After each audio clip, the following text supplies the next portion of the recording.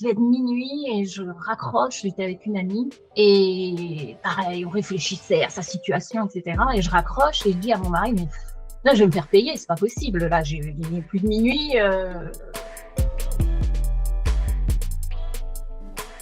J'en parle à une très bonne amie à moi et je lui dis, mais attends, tu sais, je me suis dit que je devrais vraiment me faire payer, je devrais en faire mon métier parce que c'est pas possible. Et c'est mon amie, justement, qui me dit, mais tout à fait, tu sais, tu devrais devenir coach. Et j'ai dit, quoi? À l'époque, il y a encore 10 ans, coach, plein de gens ne savaient pas ce que c'était. Voilà. Bah, encore aujourd'hui, mais à l'époque, moi, je n'avais aucune idée de ce que c'était coach.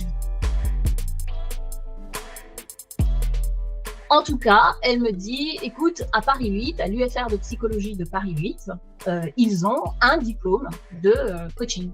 Donc, tu devrais te renseigner. On était en février. Et donc, je me suis renseignée, j'ai vu le programme et je me suis dit, bah ouais, ça a l'air super intéressant. Ben oui, apparemment, je fais ça naturellement depuis que je suis toute petite. Je fais ça, mais je ne dois pas le faire très très bien. Si je veux en faire un métier, il faut que je me forme. Et donc, je me suis inscrite, j'ai mis un dossier et j'ai été acceptée et j'ai commencé.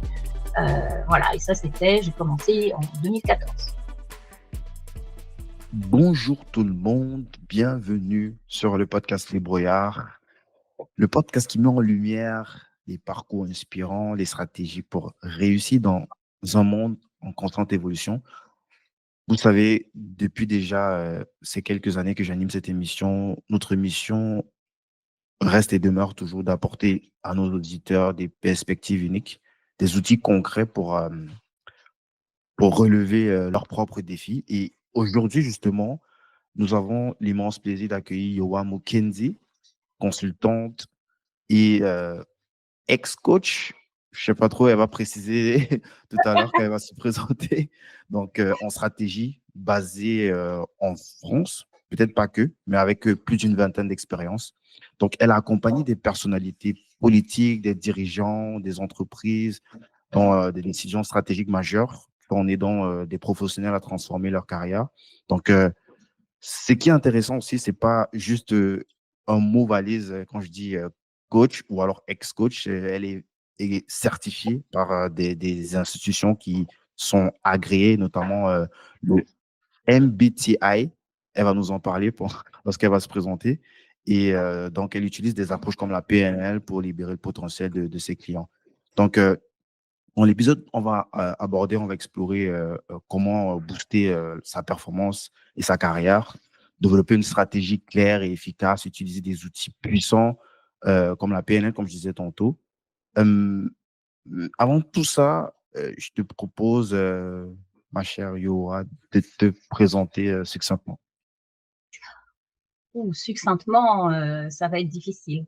Tout d'abord, bonjour Guy, bonjour tout le monde. Merci beaucoup de me recevoir sur ce podcast. Je suis donc effectivement donc Yowa Mukendi et je ne suis pas consultante. Comme quoi, tu vois, c'est compliqué. Je suis conseillère. Donc, et non pas ex-coach, mais dans ma pratique de conseillère, je fais aussi du coaching. Donc, bon, on va essayer de débroussailler tout ça. Donc, moi, j'accompagne effectivement des clients, principalement, pas que, mais principalement des entrepreneurs et des dirigeants d'entreprises, de plus en plus afrodescendants, africains ou afrodescendants. Donc, j'ai des clients dans beaucoup de pays, en Afrique, en France, mais aussi, je sais pas, aux Antilles, à La Réunion, j'en ai dans plein de pays. Et je les aide justement à affronter la dureté de la vie des dirigeants d'entreprise. Ce sont des personnes qui ont énormément de choses à faire et qui ont énormément de décisions à prendre et des décisions au jour le jour qui peuvent avoir un impact énorme sur leur entreprise, sur leur vie à eux aussi. Et donc, je les aide à prendre des décisions, à avoir une stratégie sur l'avenir, à affronter les problèmes qu'ils peuvent avoir, les aider à réfléchir. En général, on m'a dit un jour que j'étais comme un génie qui apparaissait quand on soupirait. Donc, tu soupires, t'en as marre, ah j'en ai marre, ah je sais pas, j'y arriverai pas, je trouve pas la solution. Et